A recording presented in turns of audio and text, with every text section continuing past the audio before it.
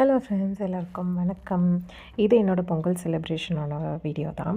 ரொம்பலாம் பெரிய வீடியோலாம் எடுக்கலை. ஜஸ்ட் அப்பப்போ குட்டி குட்டியாக கிளிப்பிங்ஸ் மட்டும்தான் எடுத்தேன். பார்த்திங்கன்னா காலையில் ஹஸ்பண்ட் வீட்டில் பொங்கல் செலிப்ரேட் பண்ணிவிட்டு ஈவினிங் அம்மா வீட்டுக்கு போயாச்சு. இன்னும் பிடிச்சவங்கள பார்க்குறதுக்கு போகும்போது டைமே போக மாட்டேங்குது. பஸ் அப்படியே ஸ்லோவாக உருட்டிக்கிட்டு இருந்த மாதிரி இருந்தது. அப்புறம் எப்படியோ நைட்டு ஒரு 8 o'clock ஊருக்கு ரீச் ஆகிட்டேன்.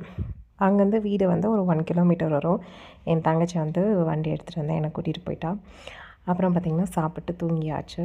காலையில் எந்திரிச்சா அப்பா சூப்பராக இருந்தது.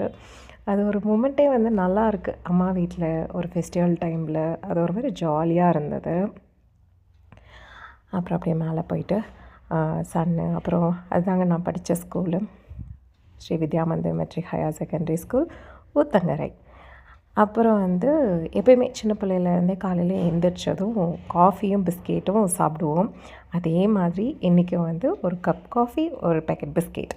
நான், என் தங்கச்சி, எங்கள் அண்ணா பொண்ணு எல்லோரும் சேர்ந்து ஜாலியாக மார்னிங் காஃபியோடு ஸ்டார்ட் பண்ணோம். அப்புறம் அப்பா சடனாக எங்கள் பெரியம்மா ஊரில் பாட்டி பொங்கல் வைக்கிறாங்களாம், போகிறீங்களா அப்படின்னு சொல்லி கேட்டாங்க.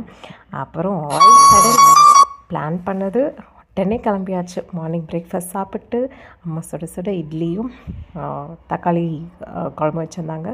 சூப்பராக சாப்பிட்டு நாங்கள் 4 பேருமே 2 வீலர்லேயே அப்படியே கிளம்பிட்டோம்.